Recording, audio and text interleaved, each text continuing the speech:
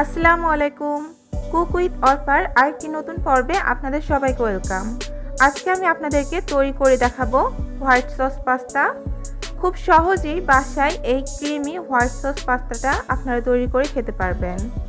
আর আজকে আমি খুব সহজভাবে এই হোয়াইট সস পাস্তাটা তৈরি করে দেখিয়েছি।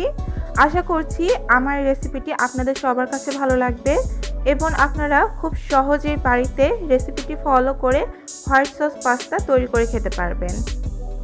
আর আমার চ্যানেলে আরও কিছু পাস্তার রেসিপি দেওয়া আছে যেগুলো আপনারা দেখে আপনাদের মন মতো তৈরি করে নিতে পারবেন।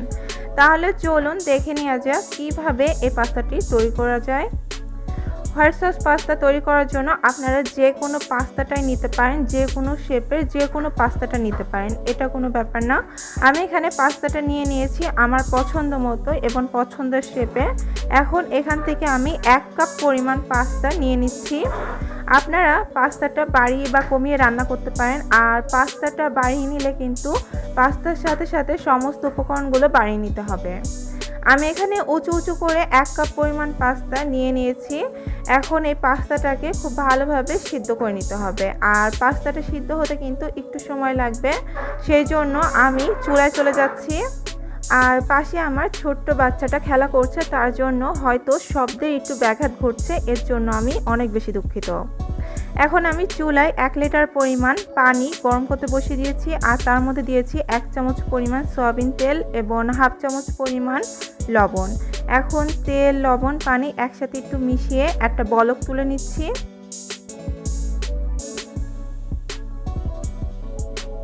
পানিতে বলক চলে এসেছে। এখন আমি পাস্তাটা দিয়ে দিচ্ছি। পাস্তাটা দিয়ে আমার পাস্তাটা সিদ্ধ করতে 7 থেকে 10 মিনিটের মতো সময় লেগেছে।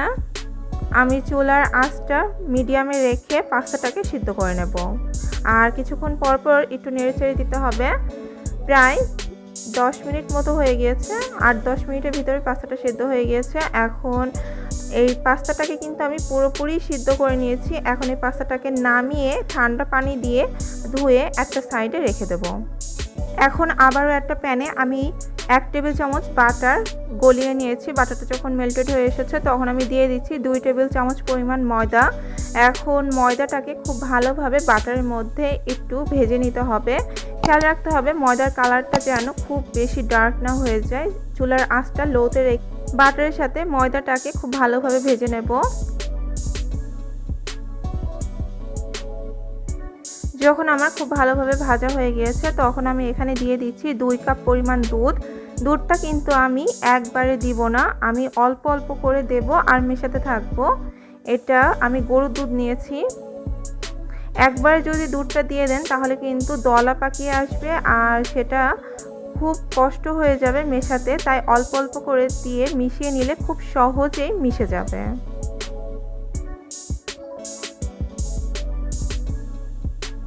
এই পর্যায়ে চুলার আঁচটা কিন্তু একেবারেই লোতে আছে।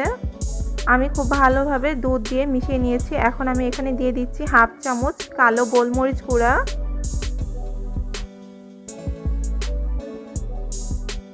দিয়ে দিলাম দারচিনি গুঁড়া,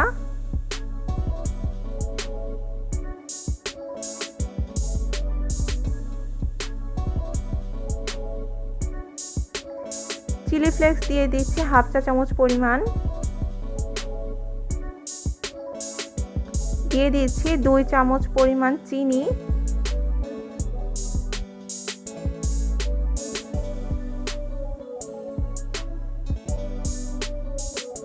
খুব ভালোভাবে একসাথে মিশিয়ে নিয়েছি। লবণ দিয়ে দিচ্ছি স্বাদ মতো, সামান্য পরিমাণে কিছুটা টেস্টিং সল্ট দিয়ে দিচ্ছি। আবারও সব কিছু খুব ভালোভাবে মিশিয়ে নিচ্ছি। আর চুলার আঁচটা কিন্তু একেবারেই লোতে আছে। 1/2 চামচ পরিমাণ লাল মরিচের গুঁড়া দিয়ে দিচ্ছি।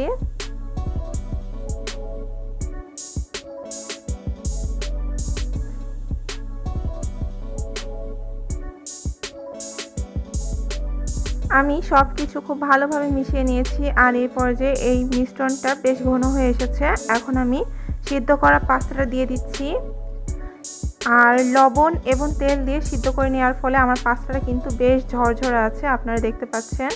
এখন পাস্তার সাথে ক্রিমটা খুব ভালোভাবে একসাথে মিশিয়ে নিচ্ছি। আর এখানে আমি কিছু কাঁচামরিচ কুচি দিয়ে দিলাম। এখন এটাকে আমি 1.5-2 মিনিটের মতো কুক করে নেব।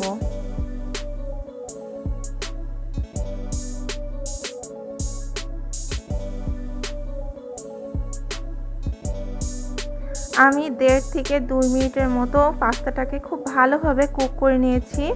আর এই পর্যায়ে দেখতে পাচ্ছেন ক্রিমটা বেশ ঘন হয়ে এসেছে। আমার পাস্তাটা কিন্তু হয়ে গিয়েছে। এখন এটাকে আমি চুলা থেকে নামিয়ে সার্ভ করব। আর চুলা থেকে নামানোর পরে কিন্তু এটা আরও বেশ কিছুটা ঘন হয়ে যাবে। এই যে আমি পাস্তাটাকে সার্ভ করে নিয়েছি, আর এটা কিন্তু আগের তুলনায় বেশ কিছুটা ঘন হয়ে গিয়েছে। পাস্তাটা দেখতে কিন্তু বেশ ইয়াম্মি হয়েছে এবং খেতেও কিন্তু ভীষণ মজার হয়েছে। আশা করছি আমার আজকের এই ঘরে তৈরি খুবই সহজভাবে দেখানো ক্রিমি পাস্তার রেসিপিটা আপনাদের সবার কাছে ভালো লেগেছে। ভালো লেগে থাকলে অবশ্যই আমার চ্যানেলটি সাবস্ক্রাইব করবেন এবং আমার ভিডিওগুলো বেশি বেশি করে শেয়ার করে দেবেন, যাতে সবাই আমার রেসিপিগুলো ফলো করতে পারে। আজ তাহলে এখানেই বিদায় নিচ্ছি। আগামীকাল আবারও হাজির হব নতুন কোনো রেসিপি নিয়ে। সেই পর্যন্ত সাথেই থাকুন, সুস্থ থাকুন, কুক উইথ অর্পার পাশেই থাকুন। আল্লাহ হাফেজ।